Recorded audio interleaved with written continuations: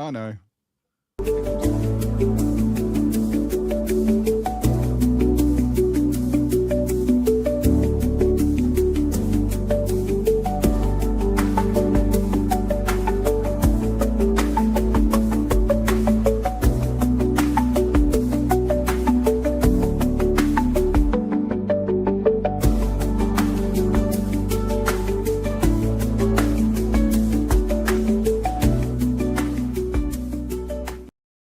Ooh, live. Ooh, live. Oh. Oh, you know how it's live? It's fizzy when you lick it. That's how you know something is live. Yes. Dan, I don't know if you saw our latest shorts went out on YouTube and TikTok and Instagram. TikTok's mean. They don't like us because we're too I old. tell you. Do you know, basically that 50-plus-year-old men should not be playing Doom that's meant for kids. And how dare you? How dare we not know the lore that we didn't read in the books, the extra books that go along with Doom that I didn't know existed. Very funny. I was like, wow, these usually it's usually people going, oh, middle-aged people moaning about video games. Am I right? I'm like, yeah, you are right. That's basically what is happening here. Yeah, and then that's our vibe. Then I looked in the comments that are held for moderation, and I was like, oh god, these kids are so mean. What are the Chinese doing to their brains on TikTok? It's pretty mean. It is pretty mean. That's why I don't check it, to be honest with you. I'm officially too old for that nonsense. That's fine. Although, we put one out on YouTube, which was the one where we were giving kudos to the gaming legend that is Billy Mitchell. Like our best performing short on YouTube. I don't know if there's genuinely people searching to find out about the whole Cole Jost Billy Mitchell stuff going on, but that seemed to have boosted it. So that was good. Nice. Dan is as orange as the background. Is your saturation on a little high there, Dan? My colour saturation is messed up. Thank you, Sarah. Danny B. Good says, no, Tim, is there a Tottenham game on? I believe so. What reason did he give us? I hate the fans and I don't want to be on. Something like that? I think so. Yeah. What about that? Governor Mitch says, evening. Is that less orange? More pasty, yes, less orange? That actually looks like you. That looks like the Dan I know and less like Donald Trump on his first term as president. Have you knew? There you go. That's slightly less orange. Yeah. Take your pick. How is everyone? Everyone good? We all happy? I'm great. Finished moaning about me TikToks. The top ticks. Hey, I'm 41. I'm 45. Leave me alone. I'm not 50. I mean, if you're rounding up, fine. Tim's 63, so, you know. Yeah. Yeah. Well, it is quite depressing that it makes me realise I probably am too old to talk about this. Oh, probably so. Probably so. But our audience does comprise of people around our age, or I think it's between 25 and 30 and 30 to 45 or something like that, random. I was looking at the numbers a little while ago. No youngins. What is that? I can't see what those emojis are, Sarah, but thank you. And look, I will not have anyone besmirch us about being old, but I am going to have to slightly put my glasses down to focus on that. We're not that old. Oh. We're not that old. I think it's there's a clown? happy squirrel nomming some nuts or possibly giving me the finger. And, I think it's Pennywise the dancing clown dragging Georgie down into the sewers. Wow. Way to lighten the mood. Lighten that mood. Shall we Let's do one of those podcasts that we tend to do? I think we should. I'll tell you what, Dan. Before I do some magic on the soundboard, right. I had a moment last Paul night. Daniels and David Copperfield. I'm not going to lie. I had a moment last night where I was I was doing all my pre-work for the show, and for some reason, the soundboard, it showed me a message that I have never seen. Well, I haven't seen since like the early 2000s, and it said "sound card not detected." And I was about to go to bed. I spent a further 2 hours messing around with the soundboard trying to get it working again. But you'll be pleased to know it's up again. You just need to turn it off and on again. Kev's absolutely one of them there young'uns. Good. All right. Podcast coming. Let's. Is it? Or have I gone deaf because I'm that old? Coleman's miming along like he's actually listening to the music because he's an absolute irredeemable helmet. Oh, the helmetry of Coleman. Sounds like a book. Sounds like it could be some fanfic on that. The helmetry of Coleman. Are you doing the intro? Can you hear? Generally, I can't hear music. Oh, God damn it! Cancel the show. I thought it was you just winding me up. Like, you're just going. The oldie's gone deaf. No, you're just going to me. And hold on. What can I play that isn't copyrighted? Yes, thank you. 1 sec. Thank you, Sarah. You are correct. No intro. Hold on. See, it's not just me.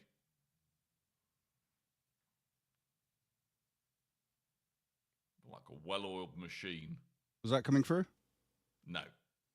Okay. Does that mean, and I am slightly giddy with excitement when I say this, that we might have a show with no soundboard? Well, let me just check. Oh my God, the tech issues. I don't really think. I think people are cool without soundboard. If you're cool without no, they're not cool without soundboard, Dan. I put a lot of effort into this. All right, okay. Apparently, we're not. I think cool Coleman has finally soundboard. lost it. I can't hear the. Oh my God, what have you done to my soundboard? Oh my God. Why have you forsaken me? Cable B input. 1 second, guys. Troubleshooting. What happened here? Soundboard is here. Soundboard is here. Are you having fun yet? I think I've found it.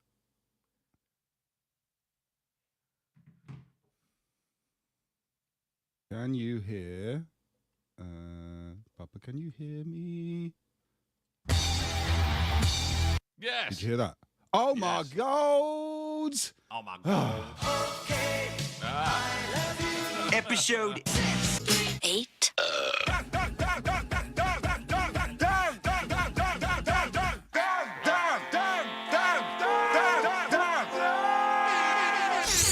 We'll do it live. BRB UK. Do it live. Worse teeth, better accents.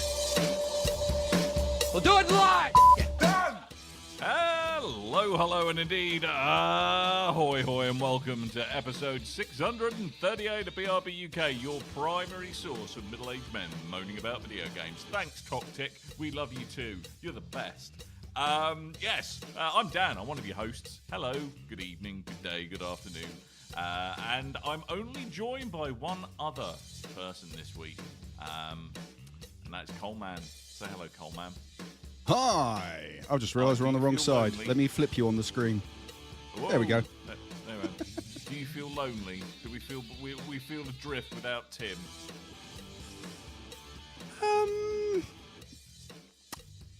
Sure. Wow. Yeah. Wow. That was I know. wow. Low key throwing him under the bus. I don't know why he's know. not here this week. Something Tottenham. Even though I think all football? the football is finished. Hasn't all the football? I don't follow it, so I don't know. I thought all the football had finished. Just from the decrease in volume of people going, "Way football!" in my local establishments in Welling Garden City. Ah, you mean the North London slowdown thanks to the Tottenham win? Yeah, a little bit. Yeah, that was fun. Yeah. Words cannot express how little I care about football. Well, they can. I don't care. That's a very simple expression of how little I care about football. That's yet again What we do care likely about to get me abuse on TikTok or whatever these videos go on. What we do care about though, video games. Do we? Kind Yeah. of. When I have the time to Yeah. play them, I care about them. So, what Getting a bit I've of time. noticed about my video gaming habits is that I've just got to find games that allow sharp, short, perfectly crafted little squirts of fun into my daily schedule. And what I have managed to pick up is Monster Train 2. I've been playing on my Steam Deck. Although I discovered, somewhat frustratingly, it was available on Game Pass. So I've done the classic Coleman thing. I go, woohoo, gonna get a game. I'm gonna buy it on Steam. And it's available on the Game Pass, which is a bit of a fail for me. But I'm kind of glad I picked it up on Steam because it is a very awesome fit for the Steam Deck. So for those of you who don't know, Monster Train 2 is the sequel to... Coleman, help me out here. What's Monster Train 2 the sequel to? Hello Kitty Roller Coaster Adventure. Correct. Yes, it in. is. Well, I would say it's the spiritual successor to that, but it's actually the successor to Monster Train 1, which was you were in a train that was full of monsters. You're from hell. You're going to go and sock it to heaven, and that was the whole name of the game of that. Monster Train 2 is that successfully happened, but it turns out the people who live in heaven have got another plan of using extra-dimensional beings to support them in their nefarious ways. And now some angels have joined the devils and, attacking heaven together. Who'd have thought it? Crazy. But Not anyway, I. Not I. So at its core, it remains one of the best kind of roguelike deck builder games with a lot better tower defense thrown in. The basic setup is you are in said monster train, which is over 3 floors, with your special engine crystal thing at the top, your hellfire thing at the top, which you've got to protect, because without that, the train stops because reasons. Exactly what those reasons are, I don't know, but it dies, your train dies. Is it TFL strikes? Yes, exactly that. Everyone puts their high-vis jackets on, stands with their arms crossed outside the health station, is what happens. I just go, no trains today, mate. Sorry, I haven't had a 500 million % pay rise, so no trains today.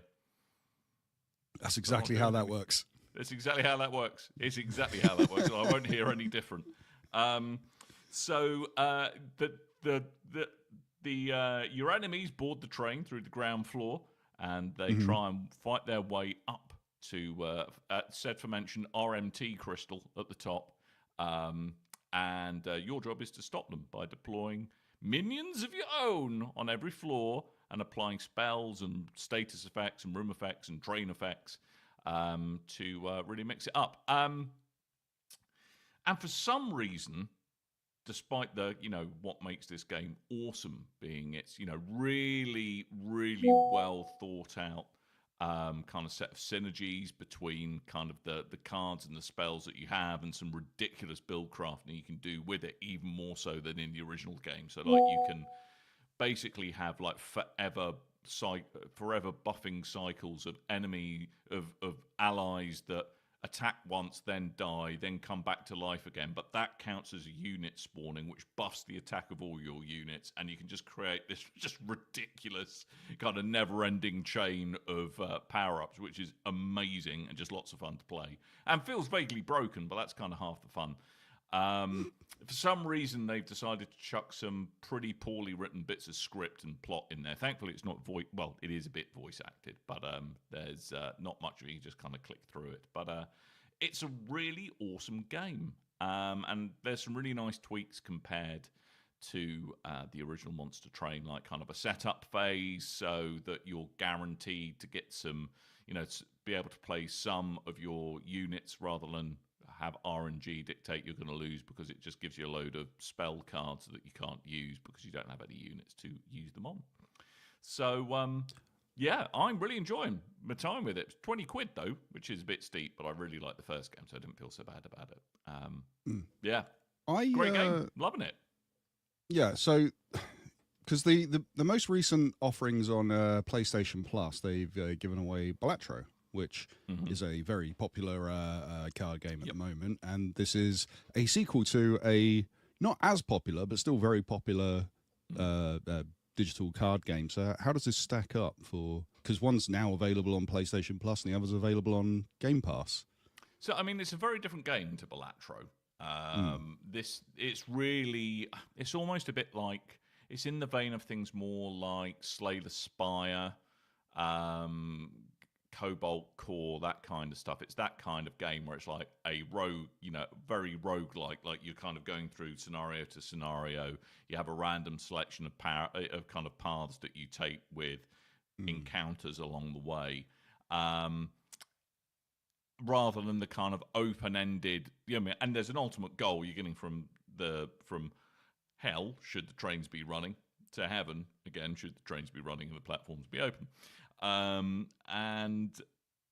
it's very different to Balatro, which Balatro is essentially just get as many points as possible with the multipliers going insane and they kind of exponentially increasing. This is actually got a bit more kind of strategy to it. You've kind of got to read the attacks that are coming, the buffs, the debuffs that are coming your way, play the cards that you draw to maximize the effect of your units, and you've also got to you can reposition units to help defend your train as best as possible. So there's a bit more of a strategy element to it. Not saying that Balatro isn't strategic, but this is a bit closer to something like Slay the Spire, I would say.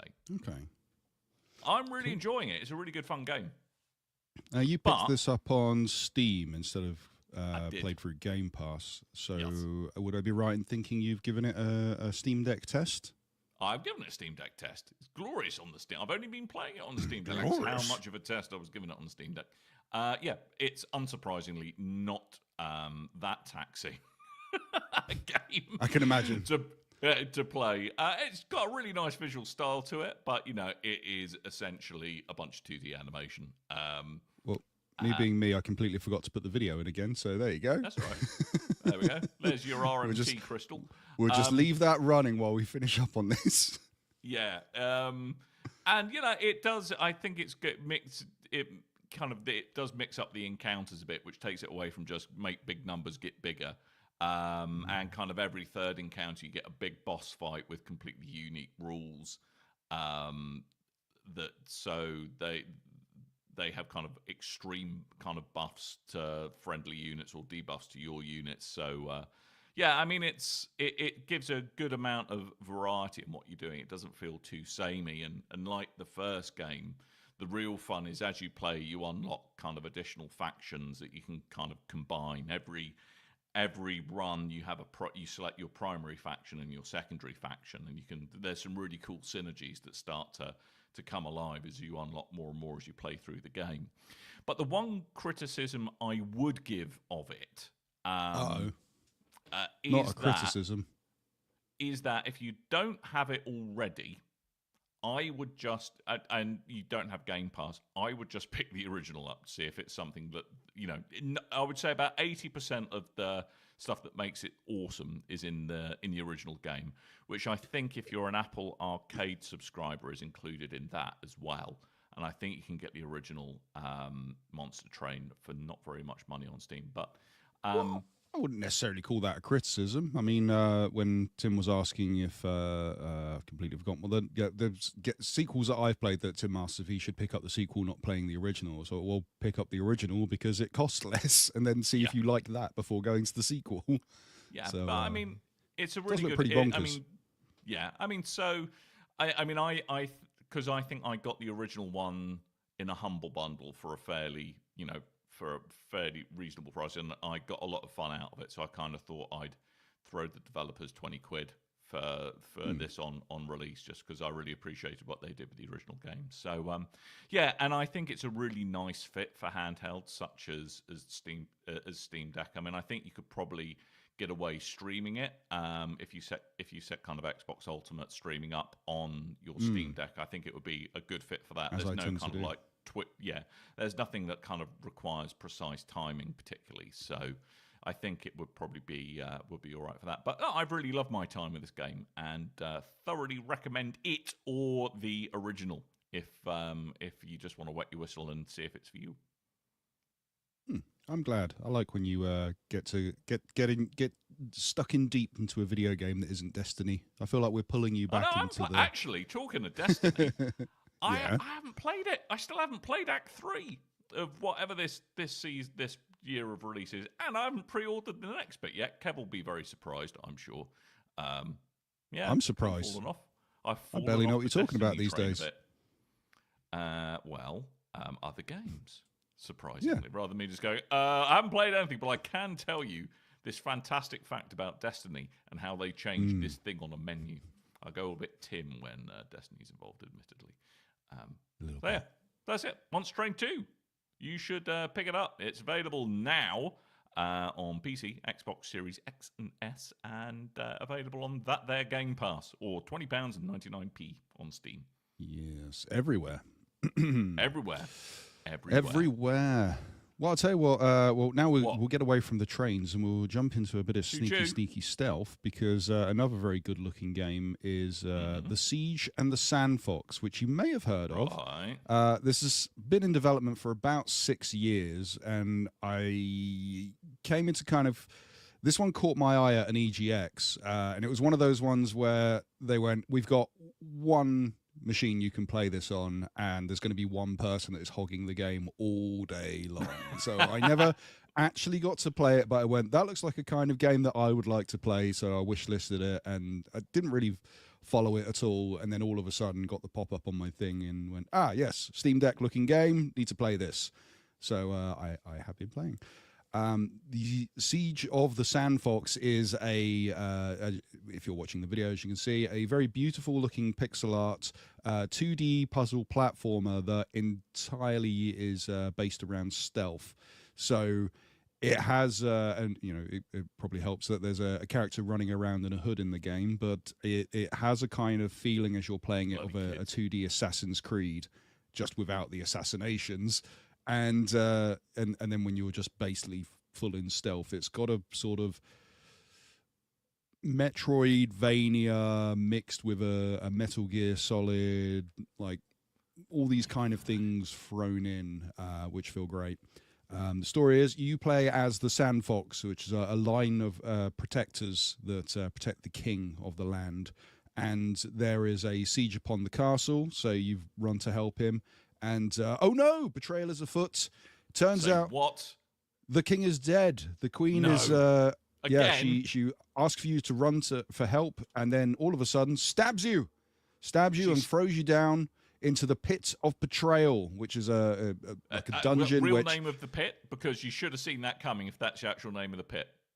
Yeah, I'm not sure what the actual name of it is, but it's basically like, you remember when they redid the Lazarus Pit for the Nolan films, Batman, Dark Knight, and instead of being a pit that you come back from back to life, it's just a dungeon that when you go into it you never escape from. Is the idea? It's one of those. So you end up having to navigate your way through the pit and through the dungeon into different sections. Meeting different NPCs along your way, and they will set you off with different tasks, and a lot of them will be like, hey, go capture a creature for me, go find sabotage something in the castle if you can make your way back up into the castle, just different things for you to go out and get. So a lot of back and forthing, a lot of picking up abilities, and just a lot of fun. I really, really enjoy it. And as I always say, whenever any kind of pixel art game comes up, I am a sucker for pixel art. I do feel like there was a period where we started going into these retro games, and they were just like really 8-bit, very basic blocky games. And I went, hold on, I remember pixel art. It got a lot better. Now, right? yeah, 16 exactly. bits now officially retro. It's all good. Yeah, and this has that like kind of quality of a super good looking SNES pixely game, kind of like a Chrono Trigger. I get the feeling of, it has a feeling of those kind of like the 2D, 3D JRPGs that Square Enix have been doing, but without the 3D element. So it's been very appealing to me. Now, I will say, got a bit of an Octopath Traveler vibe to it in some ways. A kind of very beautifully detailed and richly coloured pixel art, which I think you'll find you probably couldn't do with the technical limitations of the Super Nintendo. But they look quite nice, probably. Nonetheless. But you did have Mode 7, and that was you did have Mode 7. Great. I love me a bit of Mode 7. Pretty great. So the aim of the game here is stealth traversal. You're going to find different arrays of guards that can be either stunned or you have to avoid in different ways. And then there are other kind of baddies as well, which I won't spoil for you. So it's navigating a way around that. There is a light and dark system. So whether you're in the shadows, you are hidden. Which is kind of displayed by your character looks like a almost skeletal looking version of the character, like the hood and everything goes white and the face goes dark, and a very kind of Grim Reaper-esque looking Moon Knight sort of character whenever you're hidden. So you have that indicator, but any of the guards that are looking for you, some of them will carry torches, so instantly your stealth is screwed. In areas that are heavily populated with guards, they tend to have just torches mounted to the wall, which if you can sneak up to one, then you can extinguish it. There'll be objects for you to hide in. Yes? Can you, like, disarm the guards if they're holding a torch? Is there a way for you to get them to drop it? Is that part of the mechanics? Or if there is, I've not come across that power-up yet. Yeah. It'd be cool if you could. I will say no because I've not seen that yet, and I'm pretty far in. I think Coleman's word is final. So yes, nope, stealth is the aim. Not happening. Stealth is the aim of the game, along with traversal, and there's very cool mechanics of like wall running and different things you unlock along the way. So you'll be able to like run up walls higher and grab onto different types of objects, kind of old school Prince of Persia style looking kind of mechanics, which I really enjoy. Another thing is it gets very difficult. So if you're into these kind of games, Metroidvania with quite a high difficulty spike, then you're going to be good for this. If not, then you maybe want to try the demo first to see if this is something for you. There is a free demo on Steam, I believe. Before putting money down. But that said, not that of an expensive game. I think it was £10.99. Nice. And verified for Steam Deck, plays beautifully. It's just on PC now. I think initially they announced it was coming to Switch One, PS4, and Xbox One, so playable through backwards compatibility for all fronts there. But I've not seen a announced date for that yet. So at the moment, it's Steam, GOG, and Epic, I believe you can pick this up on. I've gone for Steam, obviously, because of Steam Deck. But very enjoyable. I really like it. Very, very smooth. Quite satisfying once you get past the difficulty spike. I recommend. I'd give this like a 8 out of 10, I think, if I was going to grade this. Because I hear one of the things as well, which I think I often neglect to do when playing on my Steam Deck. So I'm often, sneaking a quick bit of game time while something else is going on. But it sounds like having the audio cranked up on this is quite important as well. From the reviews I've seen of it, saying it's like we've got really immersive audio that really adds to the experience.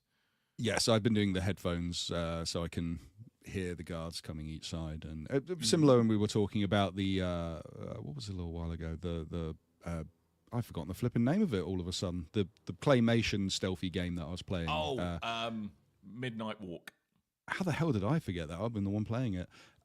With that one, you use 7.1 surround sound, and which is helpful for when the enemies are like scuttling around you. In this side, it's more slow moving guards, which if they catch you, they will one hit kill you. You need the left or right, so it's not as intensive in the audio there, but the audio is very important for you to listen to. However, there's a lot of it I feel like once you've got through enough of the game and you've gone back and forth on a few areas in that kind of Metroidvania style, you kind of get the lay of the land, so the sound becomes less important just because you know where the enemies are going to be and you know what you're looking out for, so you could, listen to a podcast while you're playing or whatever you tend to do while you play games. For me, it's podcasts. But yes, the audio is important at the start for definite. Anyway, that is The Siege and the Sandfox. I recommend it. So 2 solid recommends for under a total outlay of probably about £30. So that's not too bad. We love indie games. We love indie developers. Ooh. Yeah, we do. Mm-hmm. Not in an uncomfortable, creepy kind of way. Definitely in an uncomfortable kind of creepy game. That's what Tim's doing. He's stalking indie developers. He That's is what he's really doing. Mr. Uncomfortable and Creepy. He is skirting the terms of many a restraining order as we speak. So yes, and he murdered all so those that's people in the kind of all 70s. we've done played, really. I suppose I did dabble a little bit more in a bit more in Doom. Still dabbling away at that. It's been continuing to be good fun. I think I've found my favourite weapon now. Okay. Essentially the plasma gun, so to speak. After hearing you blather on about it, powering that sucker up is fun. And everything just explodes. I believe Tim was blathering about the plasma gun. Oh, was it? So yeah, but continuing to really enjoy that game. Although the plot is butts. The plot in that game is butts. There is no need for there to be plot and lore. It's like, right, you are an angry man, and there are demons, and you need to use your angry manness to shoot the demons. Oh, it's going to happen again. The end. That is the plot of Doom right there. And I will hear no one say anything else or claim that it's got a plot. That is the plot. You are angry Doom guy. You shoot things in the face. I think, I'm not sure with Doom.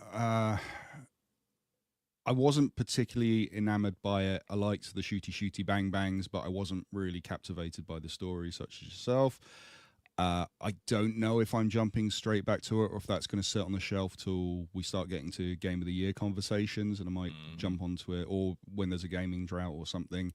My full focus is towards Death Stranding 2 next. Sugar, that's coming out real soon as well, isn't it? When's that? Very soon, and I haven't seen a discount, so I'm a little bit worried that I've got to pay full whack on that one. And I haven't paid full whack on a video game for quite some time. So, yeah, that and the Onimusha remake, Onimusha 2 remake came out last week, on Friday. So I've been meaning to grab that, but I got so kind of enamored with the Siege and the Sandfox that it's been sitting by the wayside. So that might be my game for next week, and then I think it's all hands on Death Stranding. Oh, I have a question. Yes, I have a question. Switch 2, you getting in on that or not? No. So I spoke about this before. I get a thing through my work, a tech scheme, and we can order stuff through a couple of different retailers. And the one that I would use for this would be Curry's, I guess. Mm-hmm. So when I thought about getting a pre-order, I looked at their pre-order system, and it was like, good news, our pre-orders are available. Here's how you pre-order. Go to a store. Like, oh. No, never I go work to a the bit curry too much. store. Never go there. They'll try and sell you all the things that you don't need. A couple of Curry stores, when the PS5 was, I documented that on the show. Curry's was quite a bit of a source of frustration for me. But it's go to the store, and I've been a bit too busy with work lately, so that's not really been an opportunity for me. And then recently they went, good news, you can now pre-order online. I went, all right, let's have a look. So I go to the store, and it's like, you can get it if you get the package with Mario Kart, with the camera, an extra controller, the steering wheel, all the things you don't want. I just want the console and Mario Kart, Yeah. So I will wait till it's come out. I will see what the general public think. I'll probably end up grabbing one at some point because I like Nintendo games. But less for the third-party stuff, just like Switch 1 was for me, really. I've got other consoles that I want to play games on. It will just be for the first-party games, I think. Kev's put a good point in where he says, one game that doesn't need a plot to Death Stranding 2, which needs less plot. Kev? Yes. I know we disagree on Hideo Kojima stuff, but I love the bonkers plot of Death Stranding 2. It does look like it is going to be... Sorry, Death Stranding. But Death Stranding 2 looks like it's going to be even more Kojima. It's like, seriously, this is Kojima without adult supervision properly this time. Yes. Yes. But, yeah, I think, like, I kind of, with my Steam Deck's kind of scratching my itch of portable gaming, and, yeah, just can't, the maths just don't make sense to me on the Switch 2. The price of the console as it is, and then the games on top just... I can't make it add up. I can't do the man maths on it, Coleman. I can't make it work. I think if Switch 2 had come out probably a year or 2 years ago, like the biggest selling point for me at the moment would be the port of Cyberpunk 2077 because I really, really like that game. And that you have because you can use GOG to have the cloud saves, I'm assuming you'd be able to move your data over to the Switch too. If it was able to perform, and apparently it's been optimized really well, that it performs better looking, much smoother than it does on the Steam Deck version, I'd be quite tempted into taking that out and about with me, but it's now got to the point where I beat that game, so I don't have the want to do that. Anyway, that's Switch 2 we randomly got into. Should we do some news? Let's do some news. Okay, this one this hit last night very abruptly all of a sudden. EA, they continue to be axing studios, and they seem to be still axing game titles. Not to be mistaken for the upcoming Marvel, I've forgotten the name of it, the one that Tim's got on his ones to watch. It's called Marvel 1943 Rise of Hydra, which features a Black Panther. This is they were working on a Black Panther game, which I think they announced 2-3 years ago. And this was being done by Cliffhanger Games, which, if you remember, they were doing a Wonder Woman game with Monolith, which got shut down. And apparently one of the biggest problems there were a lot of the talent from Monolith that we know and love from the Lord of the Rings games went off to go form Cliffhanger Games, which they have now been shut down as well as a consequence of this Black Panther game.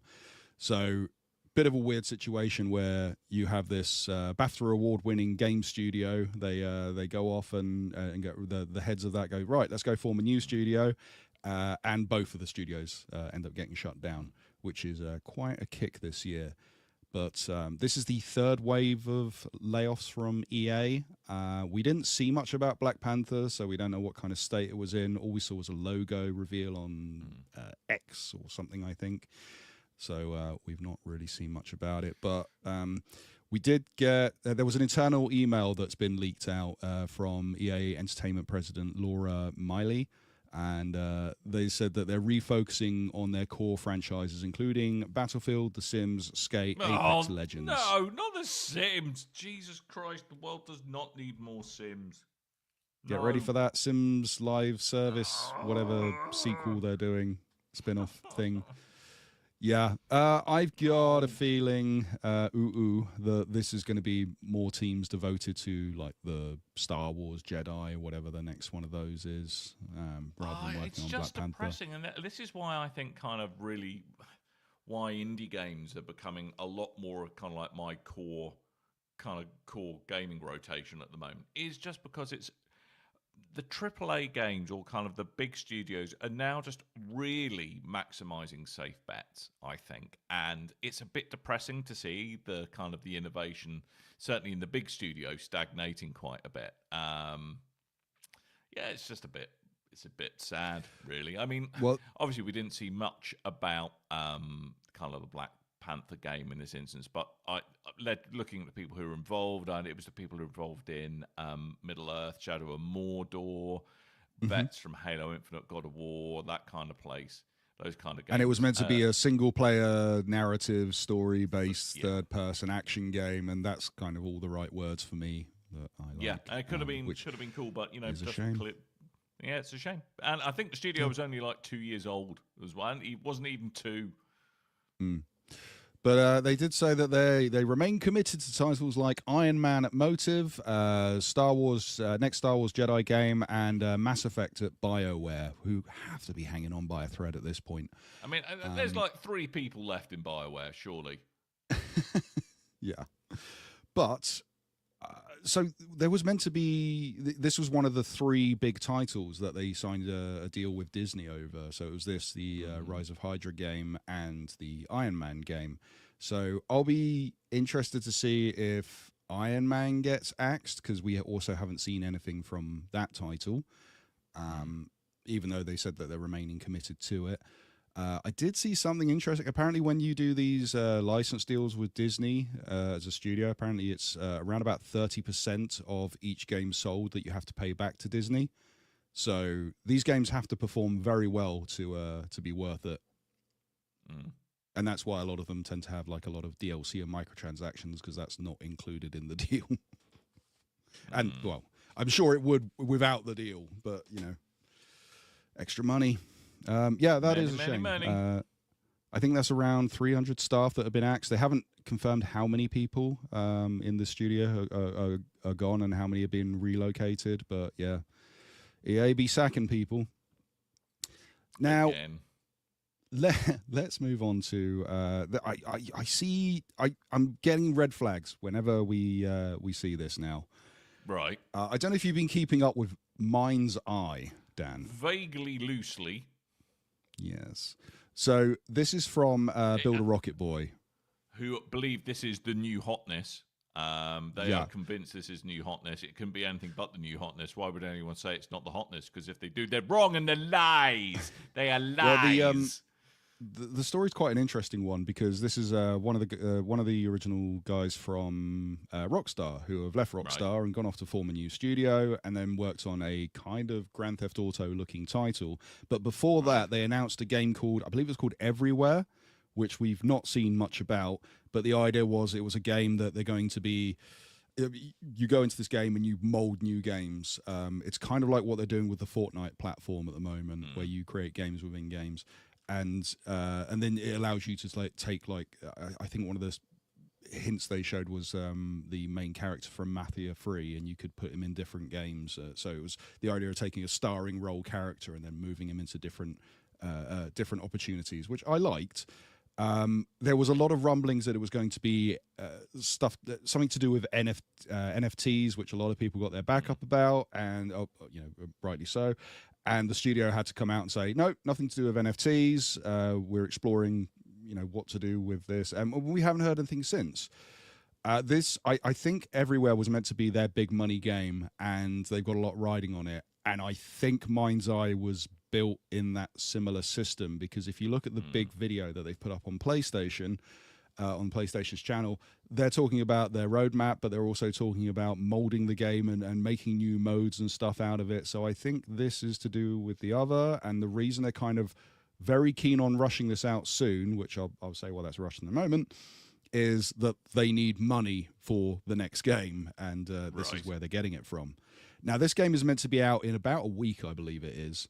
Okay. And we just had the previews come out, and the previews were very weird because Influence was sent, were basically given a stream, like we're doing now. If you're watching us and we're playing the gameplay through the video, and you're watching the gameplay, so you didn't get a hands-on, which is very weird. 2 weeks before a video game releases, everything's streamed and someone else is playing.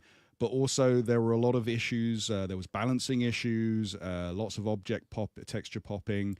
A lot of tech issues that were just appearing, but also there were a couple of instances where the person playing had to activate a debug mode and put it in like a god mode so they can get past difficult parts of the game, which, again, red flag, red flag, red flag. It's a very weird thing to do 2 weeks before the game's meant to come out. And then all of a sudden we get this big in-depth video that comes out on PlayStation to go, no, it's great. Look at it. It's great. It's brilliant. This is how it plays. Look at the shiny.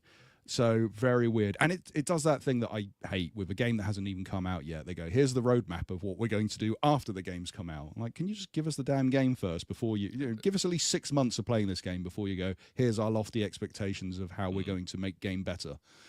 Yes. Anyway, that's my rant.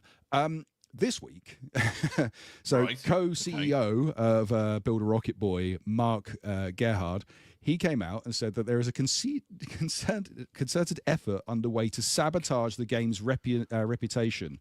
So this began with the influencers that they invited to check out the preview of the game that wasn't a preview of the game, who were all then complaining about all these issues. But also all the influencers and people on YouTube and things that have then picked up on this negative press and then shared negative press. And they're saying that a lot of this is bots and an outright campaign to sabotage the game's reputation. Could it be a conspiracy from those at Rockstar to stop them taking away the good faith of GTA 6 coming next year? Fake news. It's fake news. It sounds very fake newsy. I don't know what's going on. It's very, very odd behavior for a CEO to come out with a week before your game releases. Unless there's a grain of truth to listen, he's absolutely cacking it. Yeah, exactly. So I was going to put down pre-orders for, I think it was 4 different games coming out this year, and this was in the lineup until the previews, and then I thought, well, okay, I'll wait, and then I was like, I'll wait until I see a deal, because I do tend to find deals before the pre-orders. And then when the co-CEO comes out and starts claiming that there's sabotage against the game from the shadowy cabal of YouTube and X, okay, something's afoot here. I'm not pre-ordering this game. I'm going to wait till it comes out, and as I advise other people to do, wait till the game. The same with any pre-order game. Wait till it comes out, see how it plays. If you're not sure about it, before you put your money down. See what other people say. Wait till it's out in the general public rather than out in the media. But yeah, that's mine's eye. I was once excited about this game, now incredibly cautious about this game. Hey, and watch out for those fake reviews that gave it all like a 4 out of 10, which I think is likely the trajectory of where this is going. It's yes. Remember when the biggest problem was if you were complimentary of a game that other people didn't like, then you've clearly been paid by the game company, or by PlayStation if you slag off Xbox, and by Microsoft if you slag off PlayStation. Of course, all those kind of conspiracy. Yeah, and now it's there's a a hate campaign against the game just because, and it might be Rockstar. Yep. Fake news. I love it. Fake news. Yeah. However, if Build a Rocket Boy want to pay us to say that the game's really good, then yeah, go ahead. I love money. Oh, Do great! that. I love your integrity, Cole. Man, we can't have enough of that. I have no integrity. If you want to pay a very minor gaming podcast some money to say some things, have you not seen our Coleman's shorts your about man. Doom: The Dark Ages? We have no integrity, Dan. It's true. Very, We're very too old true. for video games. Yes, we are. And I think, what are we doing for time? I think we'll call this one lastly. CD Projekt, they had their big end of financial year call. And I like when CD Projekt do their end of financial year call, because they are the least boring people to do it. They like big flashy arts and trailers and just getting you excited if you are a shareholder in this company. But CD Projekt, they've confirmed, amongst other things, that their focus on Cyberpunk 2 is now, it's now called Cyberpunk 2 and not Project Orion. It's officially entered pre-production. So, probably looking at 5-6 more years for a sequel 10 years, to I Cyberpunk. reckon. 10 years.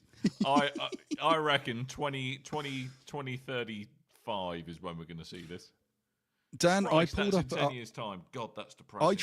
I tried to look for the teaser trailer. If you remember the teaser trailer for Cyberpunk, mainly because I wanted to see how long ago it was since the teaser trailer, but also I wanted to see, because I remember vaguely woman with mantis blades. That's all I really remember about the teaser, and I wanted to see how it stacked up to what the game campaign was, and I feel there were some changes along the way. And I was like, oh my God, it was 12 years ago the campaign teaser came out. And then I realized, oh no, that's a re-upload. So it was probably longer ago we saw the teaser. Nice. Who knows? Anyway, I'm yes, really excited Cyberpunk for 2. it. And I'm sure Yes. CD Projekt being CD Projekt, there'll be all kinds of nice, fun stuff in other forms of media, like, I think there'll probably be a bit more of the Netflix series to come. I hope so. It was very good. As well. So I think, I'm looking forward to the kind of more universe building they're going to be doing around that. And yeah, I mean, I kind of took a little bit of a soft, as we said before on the show, I took a bit of a soft pass on it on launch because it was just so riddled with problems. But man, that game's done come good. And yeah, I absolutely loved my belated playthrough of it, including Phantom Liberty. So, if you'd like, I mean, the details obviously are scarce at this point because they're in pre-production. But it's been hinted that we're going to get another city alongside Night City. So imagine the size of Night City, and then something. Yes, from Night City to Slough. Yes. Cyber Slough. But this has been described as. It's something city. It rhymes with the word night, Begins with an S. Okay. It does. Slough Mings. I no longer live there. I do like that idea. However, Right. this game is potentially coming out around 2030. So I'm sure it will run terribly on the PlayStation 5 and the Xbox Series X, which they will be forced to put the title on before it goes to the next generation. Yeah. Really, because I think we're not that far out from them trying to force feed us to PlayStation 6, to be honest with you. A lot of pundits seem to want that, which I find very odd. Like, I don't. I feel we've had a lot of remakes and a lot of subpar performing games that need a lot of patching along the way in this generation. I'm not ready for the next one. I feel like there's enough power here that you could squeeze out of these consoles that you're just not optimizing correctly. Yeah. But that's my game pence. Industry. a balding No, I'm man talking from about London you told specifically, so. Dan. So get on it. Get your game developing on, Dan. Yeah, all right, okay. All right, I'm on it. Squeeze some power out of these bad boys. I mean, we're called Big Red Barrel. It's very close to Red Barrels. Maybe we should start making survival horror games. No. You know, every now and then someone comments on one of our videos and goes, "When are you putting out the next Outlast?" And like, no, other guys. Make it up. No, you should totally make up release dates. I should look that up. Did we have the name first? We should look into this. Get the lawyers involved. Yes, our army of lawyers, which is basically Tim running around shouting, parody law. That's our legal department. But it's a parody. We can do whatever we want. No, we'll use my old family solicitor who also moonlights as an Elvis impersonator. I'm sure I've mentioned this on the show before. Nice. Anyway, right, that is let's start all wrapping the this news. sucker up. Yes. Excellent. So thank you for tuning in. The usual bit of housekeeping before we trundle off. The first of which is go to tpublic.com/store/BRB things with my face. Await you there. You can buy many things, many of them with my face, but only my face. No one else's face, just my face. No one else's, all right? Buy something in someone else's face, I will be upset and quite miffed, and you wouldn't want that. tpublic.com/store/BRB. That's what again? tpublic.com/stores/BRB. Dang, Skippy. And Tuesday's a Tuesday. We ought each to tell and every folks Tuesday. that Tuesday's a Tuesday, and despite Tim not being here because he's lazy, Tuesday will continue to be a Tuesday. It will. And do you want to do the honours, or shall I do the honours? I want to do them. You do Each the and honours. every You go for it, Tuesday, Coleman. we call it... I can't do it, Tim. Each and every Tuesday is Tabletop Tuesday at the Loading Bar in Stoke Newington. That's in London. Off London. What we do in Tabletop Tuesday is we get a featured game, a game supplied to us that we will then allow people to play in the bar. You play that game, you get entered into a raffle. At the end of the night, a winner will be chosen, and you can take that featured game home. Amazing, all right? I'm not seeing that at the other tabletop. I can think of a better way to cafes and spend my things. Tuesday, Coleman. Exactly. This Tuesday, will be a level 8 Super Mario card game, which I believe is aimed towards a more younger crowd. But as Tim says, the games aimed to the younger crowd make for really good drinking games. So, Now in that's the fun description, for all the family. yes, in the description, Socially I pulled from this. defensible alcoholism, my favourite. From the game's website, it says, in this simple and fun family game, Mario, Luigi, Bowser, and friends compete level after level, collecting combinations of colors and numbers needed to reach level 8. A simple, quick game, perfect for families and card game lovers of all ages. Race to collect pairs, triples, and runs of increasing difficulty as you level up. And Sounds remember, fun, right? I couldn't be more excited. I'm excited. As you know, It's a Mario. You know, Tim's even more excited because it's the one time a week he gets people coming up to him and rubbing him on the top of the head, saying, "You're a brave little soldier, aren't you, Tim?" Every time you do that, he will buy you a drink, guarantee it. I have a medical question, Dan. Yes. What's the back of the knee called? Because I've been calling it a knee pit since the 90s. You've been calling it a knee pit. Yes, because that's where I'm going to suggest you lick Tim without warning. Right, okay. So I think you'll find that is your, I believe it's your popliteal fossa. I'm sticking with knee pit. All right. I mean, if you want, and I to urge be you to a do the Luddite same, about dear it, listeners. yeah, but that if your popliteal fossa is your knee pit, yes. Popliteal fossa. Isn't that the dad in Lion King? Tabletop Tuesdays. Go to bigredbarrel.com for more information, or check out meetup.com/table-top-Tuesdays, or just Google Tabletop Tuesdays, Big Red Barrel, loading bar, something like that. I'm sure it'll pop Knee up. Pit. BigRedBarrel.com. Speaking of BigRedBarrel.com, BigRedBarrel.com. Go there. That is the website that hosts this here show and other things from BigRedBarrel.com. And you can find links to all our social medias there, including our Discord. Go to Discord. We're on Discord. Discord's great. We love Discord. You can ask us questions on there. Very simple. I have a question this week because Dragon Master Kale, which I didn't read as Cafe this week, he said, I have a question. Will you play the air horn and the dan-da-da-dan-da-dan-da-dan soundboard for me? It always makes me laugh, no matter how often I hear it. I apologize in advance for your other listeners. If you can make it relevant to what is being discussed, that's completely unnecessary, but you can earn bonus points. I mean, we're talking about your question, so you can have the air horn. Unfortunately, I found if we play dan-da-da-dan-da-dan-da-dan, it gets copyright struck every single time, unless you distort it in some form or another. So if you've been watching the live stream, I did play it with some Alan Partridge Dans at the start, just to skirt that, and it did work. I think I tried uploading it previously to check. So is it just this is all boring behind the scenes stuff. The one, or is it it's the Alan Partridge one? No, it's the dan-da-da-dan-da-dan. So we can Alan Partridge it up. All right, fine. Why would I say I'm fine with that? I'm not fine with that. Why? You're not fine with that? No, don't encourage the coal man. Jesus Christ. Eating my dust. Oh, brilliant. That's another crowd favourite. Right, we are done, and we ought to wrap up this here show. Go to all the places that Common told you, because that's where the fun lives. And check out our shorts on YouTube and YouTube and Instagram and TikTok. Yes. Yeah. I love the highlights comments from the show. On TikTok. They make me feel young and alive, not like a crumbly old git. Don't pay it too much attention, Dan.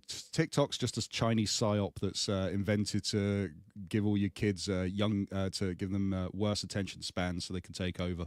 Everyone knows that. What do you mean our live stream's been pulled? I'm just surprised at me being a grumpy old man just like appeared out of stage left by surprise. Oh, by the way, you're a grumpy old man now. What? Wait, what happened? Damn it. Right. Time to go. We ought to do this. We've done this. It's now in the past tense. We've done this show. We're wrapping up. All that's left to do is to remind you that I have been Dan. I've been a sneaky sandfox sneaking around between the seats on the monster train. Ready to cause a conspiracy against Mind's Eye. Wow. In my shadowy cabal. Okay. I'm part of the problem now. Not the best callback you've done, but we'll let you have it. Yes, we should be back next week. Tim might even turn up. Who knows? And Tim. Who knows? Maybe I'll be off. Well, you might be. I might be off as well. It could just be Tim by himself with the thrilling monologue that lasts 15 hours, which would be funny in its own way, I suppose. Right, but anyway, before I accused him of burbling on whilst burbling on myself, we're gonna close the show. So thank you for coming along. Thank you for joining the live stream if you're here. Thank you for downloading us if you're listening to us after the fact. But any which way, thank you so much, dear listeners. And until next time, toodle bye.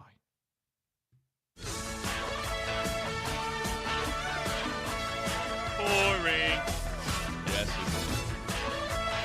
By Grandpa's hammer, what a savings. My eyes, the goggles do nothing. You get nothing. You lose. Good day, sir. Shut up. Shut up. Shut up. Why don't you lay off the Asian? Worst episode ever. Good. Yes, it is. Until the next one. I enjoyed that. Did you? I hope Good. I hope you did too, viewers. It's been a fun little live stream. Just to reward you, the after part of the show that we cut out of the main show. My name's Daniel. I'm 14 years old. I burnt Chrissy up in the first round, and the rest of you are going to be left eating my dust. We've got him on video now. It's all right, Dan. I can say it for you.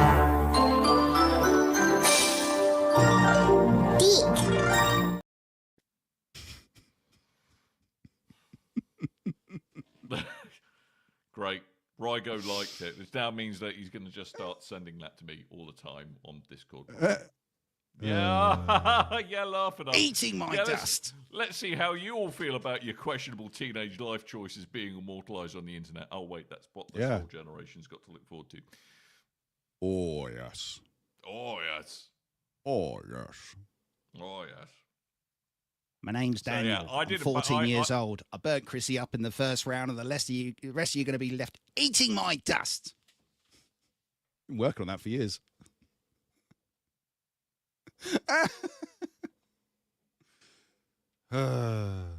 Right. That was fun. Yes. Well, I should probably trundle off since there is a Mrs. G approaching a train station. Yes, and I have editing to do, so I'm going to play this, and we're going to hang up. Okay, Ah, Bye. makes me make Tim noises. I don't like it. Ah.